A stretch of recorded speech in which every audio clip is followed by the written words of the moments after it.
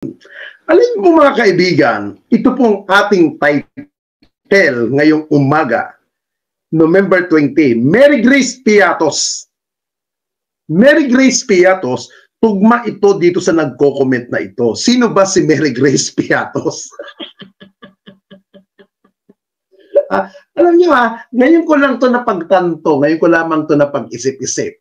Madalas po akong kumakain sa regular po akong customer ng Mary Grace. Opo. Regular po akong kumakain at regular po akong customer po dyan sa mga restaurant ng Mary Grace. Ako naman napakasarap naman talaga ng Mary Grace. Lalong-lalo na yung mga salad-salad nila, tapos yung something na tangina parang promotion to ng Mary Grace saka ng yung beef tapa nila, ay naku po, napakasulit. Oo. 600 yun per order. 600 pesos yun. Ito dito ako natawa sa nag-comment ito, itong si Yaya Ning. Si Yaya Ning. Ang mga resources person ni Mary Grace Piatos, sila Mang Piwi. Sila Mang Piwi, Aling Nova, Mr. Uishi, Mr. Chippy. Alam mo, Yaya Ning, pinatawa mo ako ngayong umaga. Kagigising ko lamang, nagkakape pa lamang ako. Pinatawa mo na ako ngayong umagang ito. Maraming salamat sa iyo. Maraming salamat sa iyo. Pinatawa mo ako. Nung nakita ko ang comment na ito, putang ina, natawa ako Sabi ko, putang ina to, likot din ang utak nito. Ang resource person to, si Aling Piwi, si Aling Nova, si Mr. Chippy. Putang ina, hindi ko naisip yun Ngayon ko lang naisip yun. Ngayon ko lang naisip yun Jakitan nga natin si Aling Yaya Ning. Nasaan na si Yaya Ning? Jakitan ko nga ito. Oo, bigyan natin ng jacket. Malikot ang utak mo, loka-loka ka Sa pulutan kita. Yung bata to. Bigyan natin ng jacket. Jakitan natin. Oo. Gawin natin moderator. Oo, yan. Jakitan natin si Aling Yaya. Aktibo ka dyan, nasa comment section Okay, by the way mga kababayan, 1 million peso ang offer ng mga congressman. 1 million peso tax free po yan. Kung kilala nyo itong si Mary Grace Piatos. Alam nyo nakakapagtaka dito. Iisa ang mga perma. Iisa ang perma, pero ang may pinakamalaking natanggap na more than 28 million, itong si Mary Grace. Hindi natin masabi kung ali ba ito o lalaki. Hindi ko maintindihan Hindi ko maintindihan mga kababayan kasi hindi nga tao Hindi nga natin alam kung maligno ito, anong klaseng inkantong nilalang ito Mga kaibigan Hindi natin alam kung anong klaseng nilalagay ito Mga chichiriya, bubuto diyan. Alam mo, Yaya Ning, pinatawa mo ako ngayong umaga kay Mr. Chippy. Alam nyo ba, yung Mr. Chippy, paborito ko yan nung kabataan ko. Oo. Nung mga early 90s, bigyan ko muna kayo ng kwento Nung early 90s, ang almusal ko madalas dati, sandwich sandwich. Tasty bread. Ang palaman ko, alam nyo kung anong pinapalaman ko doon sa tasty bread? Hippie. Yung hippie kulay pula, pinapalaman ko yan nung kabataan ko. Habang nagkakape ako nung bata pa ako, yan ang paborito kong kinakain. Hippie. Buti na lang hindi sinama sa listahan ang tumanggap si Mr. Chippy. Bakit kaya? Ang inilagay doon Mary Grace Piatos. Siguro paborito siguro ni BP Sara ang Mary Grace. Hindi, alam nyo guys, masarap naman kasi ang Mary Grace. Sa totoo lang. Walang kaartihan, walang kaplastikan. Masarap ang Mary Grace. Lalong-lalo na yung insumada. Tapos Kahit i-ista ko ng 1 linggo dito sa bahay, tapos ilalagay ko sa oven, naku, nakakatas talaga yung keso, tapos dadagdagan ko pa ng keso. Naku, puta. Oy, Mary Grace, baka naman! Ha? Baka naman! Ano naman kayo, manlibre naman kayo dyan. Ang mahal-mahal ng beef tapa ninyo, 600, kumakain ako dyan. Gateway, yan, kumakain ako dyan sa Gateway. Sa Podium, dyan, kumakain ako dyan, sa Mary Grace. Tapos, SM North. Oo. Saka pag umuwi ako ng Baguio City, I think second floor. Kasi doon sa Mary Grace na second floor ng SM Baguio o third floor, ang ganda naman ng views. Sa pwesto ng Mary Grace, kita mo yung mga bundukin pag nandoon ako. Boss, walang ipilidong piatos. Kaya nga eh. Doon na tayo nakakatawa, mga kababayan. Dito, nabuking. Nabuking, mga kababayan. Ang pautot ng tanggapan ni BP Sara, mali-mali daw yung mga inilabas ng Quadcom. Eh, ang sagot naman ng Kongreso, galing yan sa COA, na kung saan ang sinasabi ng COA, yan ang binibigay ng OBP. Na pinalalabas ngayon ng OBP, mga peki daw yung mga pinaglulutang ng Kongreso. Kung peki yan, sisihin ninyo ang COA. COA ang pinagmulan ng resources person eh. At yung nagbigay ng taga-COA, nag-oath taking, nanumpa, mga kababayan. Ang tanong dito, totoo ba si Mary Grace Piatos? Totoo bang tao yan? O gawa-gawa lamang para masabi na tao dahil may tumanggap na pera? Hindi biro ang 20 million plus, mga kababayan. Panoodin natin to. Siya ba si Mary Grace Piatos? O sadyang ginanon lang at ginamit lang ang pangalan para lang mapaglustayan at nasabi na tumanggap ng milyones mula sa confidential fund? Hi! Alam mo ba, kaibigan, ako madalas kumain sa Mary Grace. Kasi dito sa isang Mary Grace na ito, nung kinakainan ko na restaurant, hindi ko alam. At lalong hindi ko alam. Siya ba si Mary Grace Piatos? O sadyang ginanon lang at ginamit lang ang pangalan para lang mapaglustayan at nasabi na tumanggap ng milyones mula sa confidential fund? Mayroon bang pangalan talagang Mary Grace Piatos? Sino nga ba si Mary Grace Piatos? Di ba ang Mary Grace ay pangalan ng isang sikat na bike shop? At ang Piatos naman ay pangalan ng chicheria na nabibili natin sa mga sari-sari store. At wala kang makikita sa social media na totoong tao na may pangalan Mary Grace Piatos. Bakit ba dapat natin siyang kilalanin?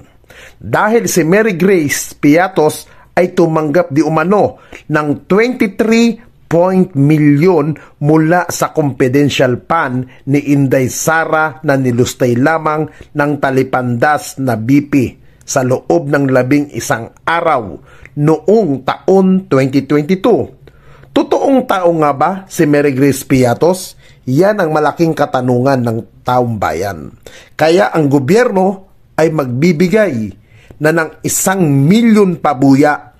Mahanap lang kung sino ang babaeng yan. Ngayon, BP Sara, sino nga ba si Mary Grace Piatos? Palutangin mo, ipakita mo na mali ang mga akusasyon laban sa iyo.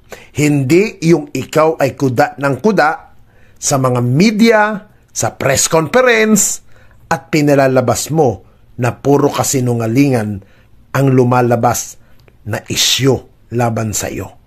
E para kang bata, na umaatungal, nagsusumbong sa media at para kang nagpapaawa effect.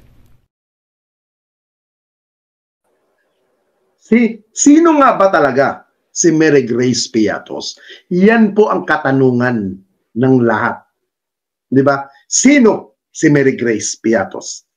Ang sabi nga sa mga ulat, ang sabi nga sa mga balita, walang pangalan sa totoong tunay na buhay o tao na ang pangalan ay Mary Grace Piatos. Wala. Ako mga kaibigan, may pinsan ako na ang pangalan Mary Grace.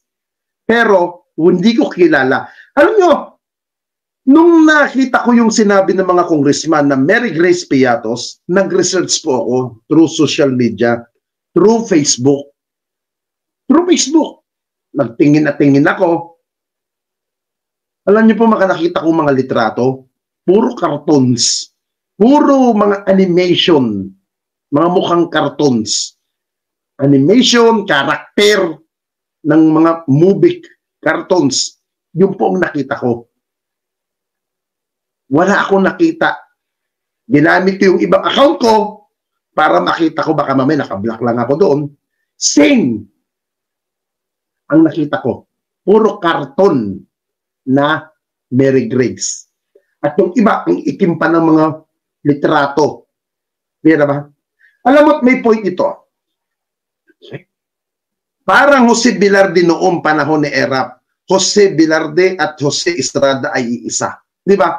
May punto, may punto. May punto po kayo, may punto. At parang Jose Pidal noong panahon ni dating Pangulong Gloria Macapagal Arroyo. Di ba? May Jose Velarde, may Jose Pidal noong panahon ni Erap at ni dating Pangulong Gloria Macapagal Arroyo. Ang katanungan dito, katanggap-tanggap ba ito?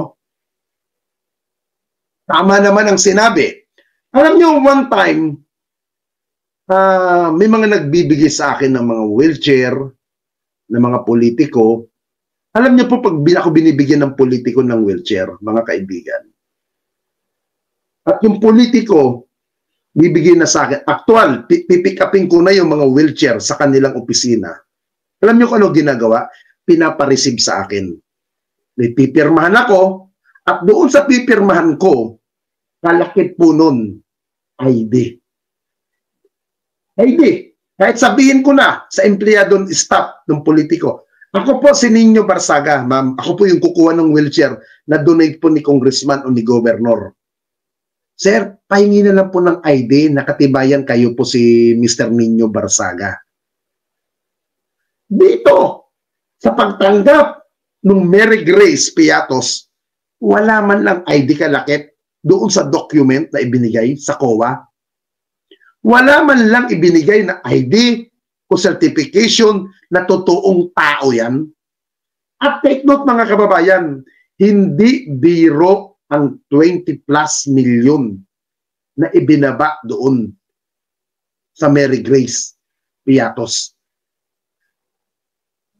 Kaya hindi po natin maaalis sa isipan natin na mayroon Jose Pidal nung panahon ni dating Pangulong Gloria Macapagal Arroyo, mayroon Jose Velarde nung panahon ni dating Pangulong Erap, at ngayon sa administrasyon ni Pangulong Marcos, mayroon lulutang na Mary Grace naman. At ang nakakatawa, Vice President ang nasasangkot. Pero pag si Sara ang nagsasalita sa mga press conference, sa mga pa-interview, ang sasabihin, unti-unti akong sinisira. Unti-unti akong winawasak para ipa-impeach nila. Yan ang bukang bibig na maririnig natin parati kay BP Sara. Wala tayong marinig na salita na pagpapatunay na ang mga allegation na mga sinasabi sa kanya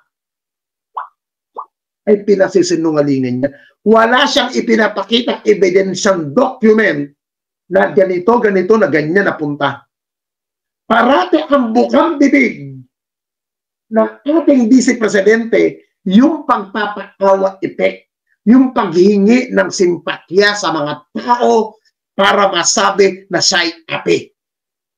Yan ang bukang bibig ni Sarah. Nung sa araw na lang, napanood naman natin, yung nagpa-press conference na naman siya, na ang pautot niya at ang sinungalingan niya, pumupunta daw siya sa Kongreso pero hindi daw siya tinatanong. Yun ay pinasinungalingan na natin. Na kung saan siya ay lang mismo ang nagdadakdak. Di ba? Na ayaw niya pang magpa-oath taking. Ngayon, baguhin niya naman. Baguhin niya naman yung mga style niyang ganyan. Hindi nakakatulong kay Sarah. Lalo niyang dinidiin ang sarili niya sa mga ganyan style niya. Di ba? Lalong nakakasira sa kanya. Di ba? Yung sinasabi niyang, hindi na ako tatakbo sa national posisyon sa susunod na eleksyon. Bullshit. Anong pakialam namin kung tatakbo ka o hindi? Ha? Anong pakialam namin kung pumasok ka muli o mag-try ka pa? Ha? Ang pakialam namin mga Pilipino, saan mo dinala ang pera na confidential fund. Tapos ang usapan, ipaliwanag mo one by one at i-explain mo sino si Mary Grace Piatos. Yun ang sagutin mo ng makatotohanan. Hindi yung marami kang dakdak, hindi yung marami kang explanation na puro kaartihan, puro kasinungalingan na hindi malinaw ang kasagutan ng mga pinagsasabi mo. Simple lang naman eh.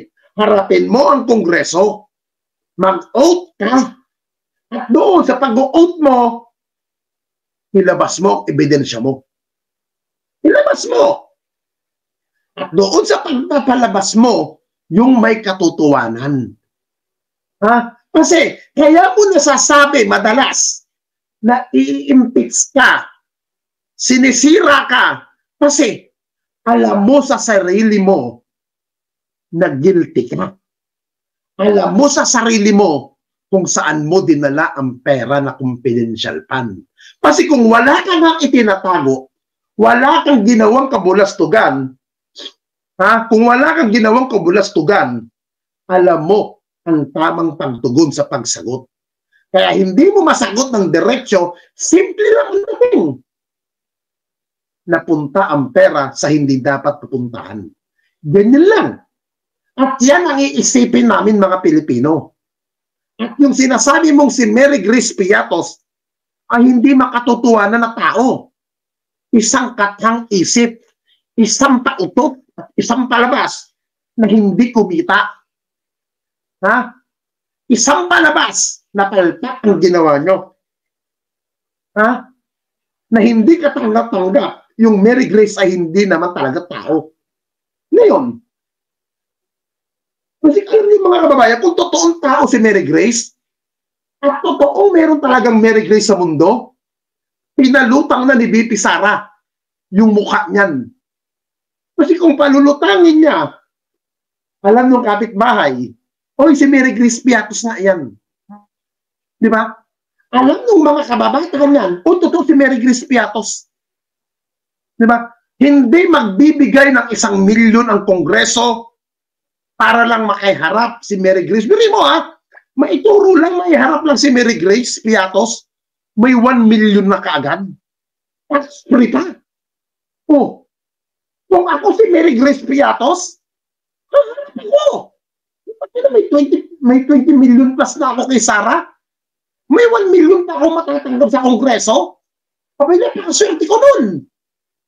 Kasi, uuriratin ng mga congressman kung talagang ikaw ba ay si Mary Grace Piatos, titignan yung background mo, titignan yung birth certificate mo, usapin yung mga komunidad mo, ito bang pagkataon to, ito ba talaga si Mary Grace Piatos? Hindi lulusot yung mga ganyang katwiran. Hindi lulusot yung mga pautot ni Sarah.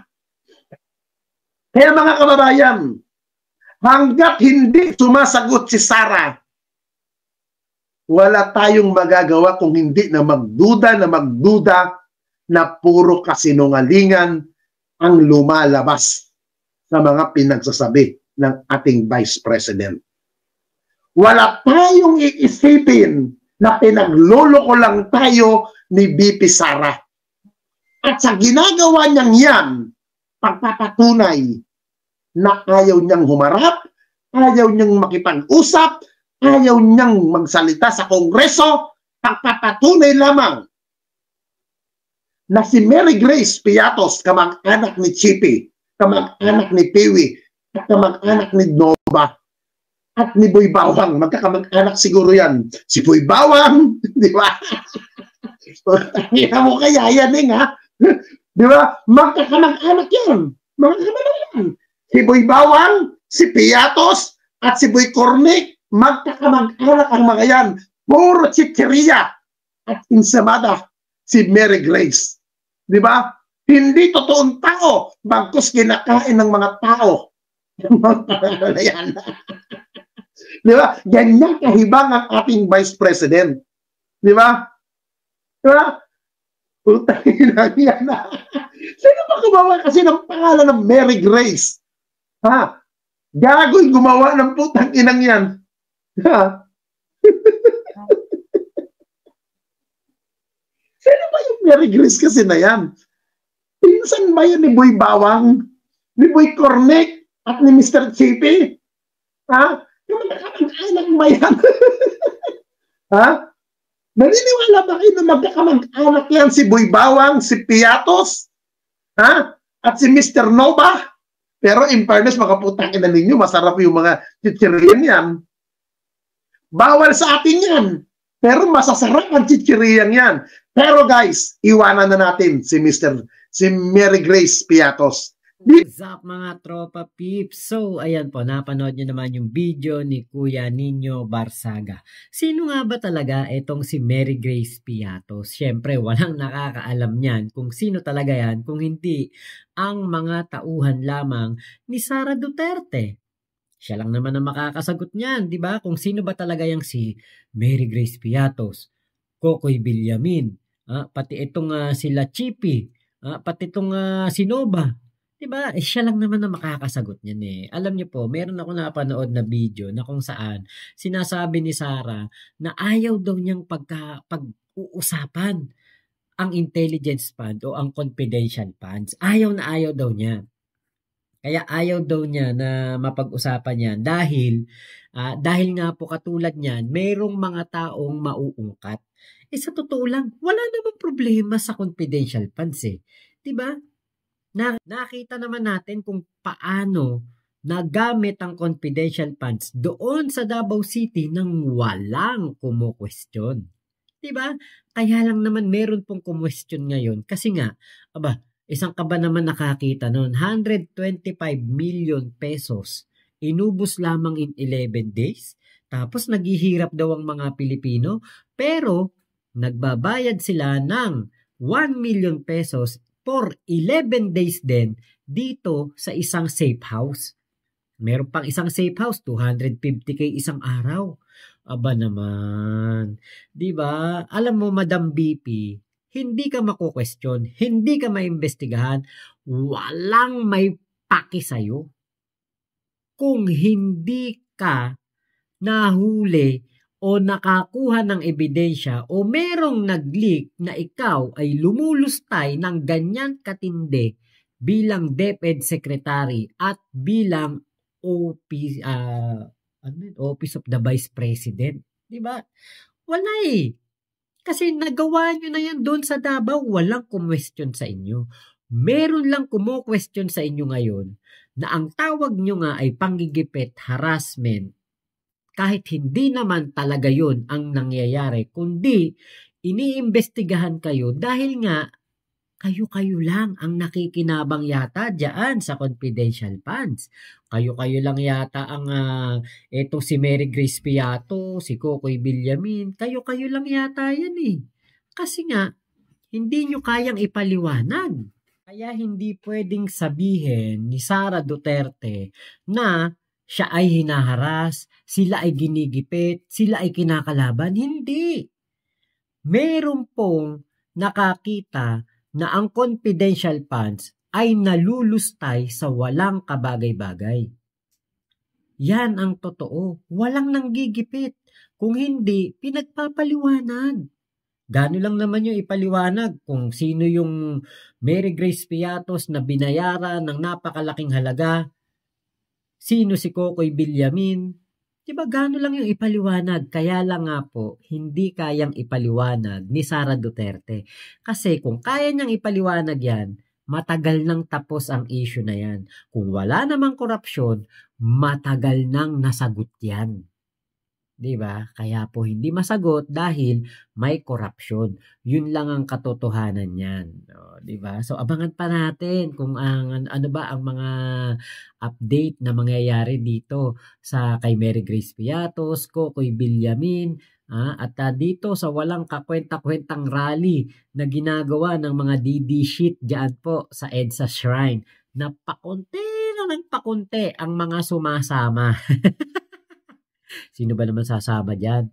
'Di ba? Pangako 500, ginawan 200.